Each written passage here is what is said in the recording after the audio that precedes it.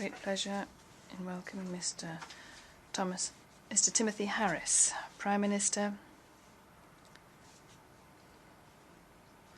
Minister for Sustainable Development, National Security, People Empowerment and Constituency Empowerment of St. Kitts and Nevis. You have the floor, sir. Mr. President, Excellencies, distinguished delegates, it is a privilege to address the 74th session of the United Nations General Assembly. Every year at this time, heads of state and governments from all over the world make this annual journey to the United Nations to deliberate on the current state of our world and to highlight concerns that keep us awake at night, and to seek consensus on how best to create a world that is peaceful and prosperous, inclusive and integrated. We all come ready to speak out and represent, but the fundamental question is whether we have also come to listen. This global gathering will only be useful if, even as we forcefully articulate our views, we listen with equal intensity to the concerns and proposals of others.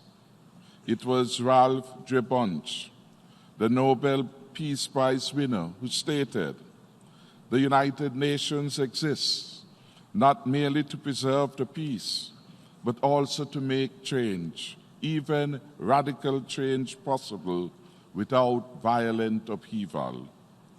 The United Nations has no vested interest in the status quo. It seeks a more secure world, a better world, and a world of progress for all peoples. The people of St. Kitts and Nevis agree. For us, the UN is a force for good, a shining light in a sometimes dark and difficult world. It is through multilateralism at the United Nations that smaller states can have their voices heard. However, we are concerned about the weakening of the multilateral system. Small nations are committed to meet our sustainable development goals, but developing countries are often not supported by sufficient resources. We need a more coherent UN system-wide approach to sustainable development, both in terms of policies and through operational practices in UN processes and country programs. Developing countries often lack the capacity and capability to capitalize on the latest global trends in public sector innovation, government reform, and technology in addressing developmental challenges. The UN's role must be to help and stimulate the developing world and to provide support in critical areas such as education, training, and human resource development. One of the issues that is a clear and present danger to small and developing nations is climate change. As we all seek to attain the UN Sustainable Development Goals, our governments cannot focus on achieving such goals when the very existence of our countries and our peoples is constantly threatened. Let us be absolutely clear. Climate change is a product of developed nations' push for economic growth and industrialization. For far too long, and with far-reaching consequences, rich countries have been allowed to emit greenhouse gases unimpeded. Yet the brunt of climate change is borne by developing nations. Small states such as St. Kitts and Nevis find themselves on the front line of a war they did not start and we do not want. This is unfair and unjust. People in developing countries will feel the impact first and worst because of vulnerable geography and lesser ability to cope with damage from severe weather and rising sea levels. So we need and are owed support, solidarity, and greater assistance. With increasing vociferousness, the leaders of the Caribbean, and indeed of smaller island development states from every corner of our globe, have raised the issue of climate change and the grave and present danger that it presents to all of us. We speak out, and we speak loudly because of the existential vulnerabilities that we suffer in the face of this growing threat. 2 years ago, my colleague, Prime Minister from Dominica, Roosevelt Skerrit, was at this podium, dispirited but dignified, straight from the front line of the devastation that was Hurricane Maria. Yesterday, Dominica. Today, the Bahamas. Every hit is more devastating than that which preceded it.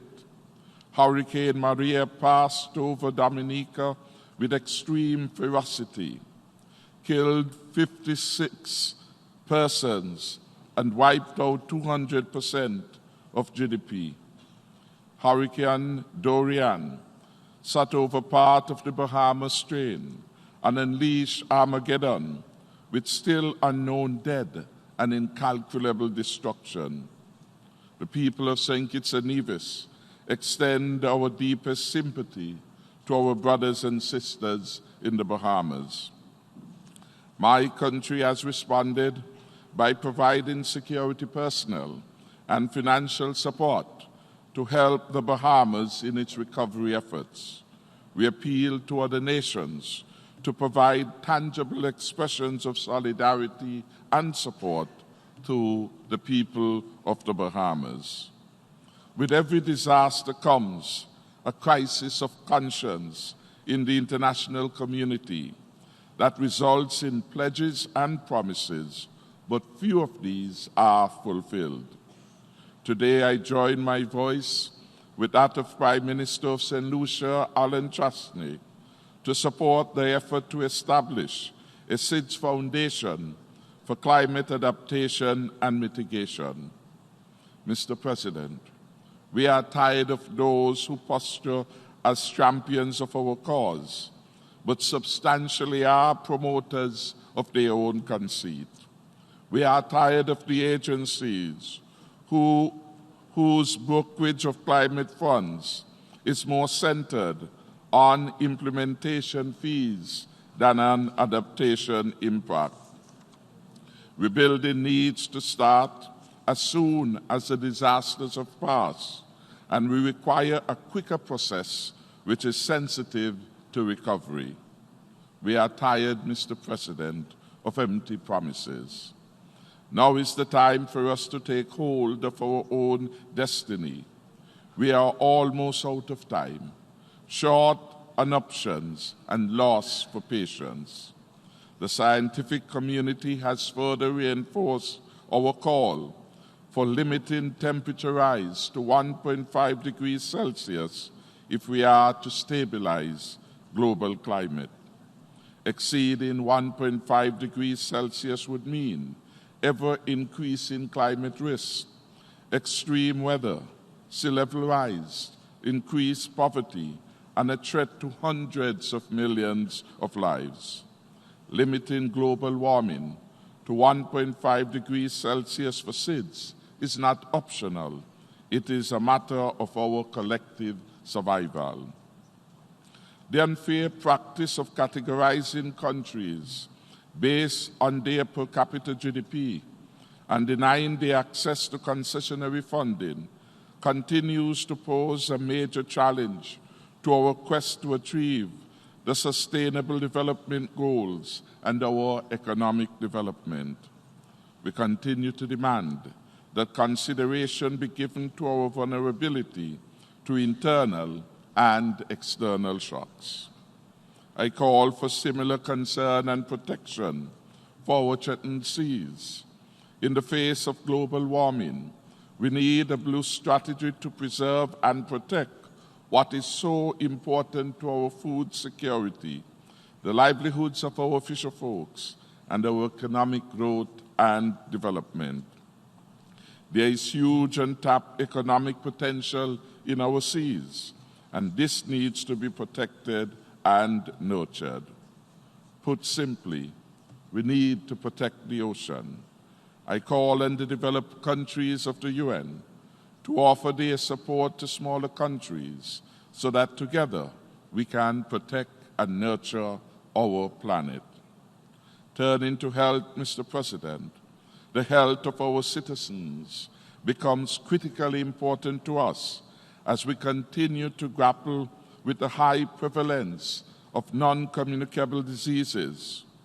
Just 1 year shy of our commitment to prevent and control NCDs, our government is happy to approve new commitments to building a healthier world through universal health coverage. St. Kitts and Nevis believes that universal health coverage is key to reducing social inequities and a critical component of sustainable development.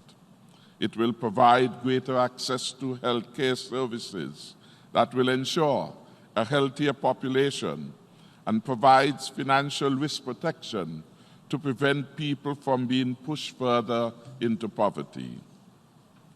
International support is crucial to help build the economies in smaller countries. The unfair practice of blacklisting by the EU is a burden from which SIDS must be freed. An equally harmful practice is the practice of de-risking by correspondent banks. De-risking has now become an existential threat to the economies of small island states. Expanding diplomatic relations in order to pursue strategic alliances is beneficial for trade, development, and global security. St. Kitts and Nevis has nurtured relations with the Republic of China, Taiwan, and this has been of immense benefit to us, given their experience and expertise in such areas as technology, renewables, and healthcare.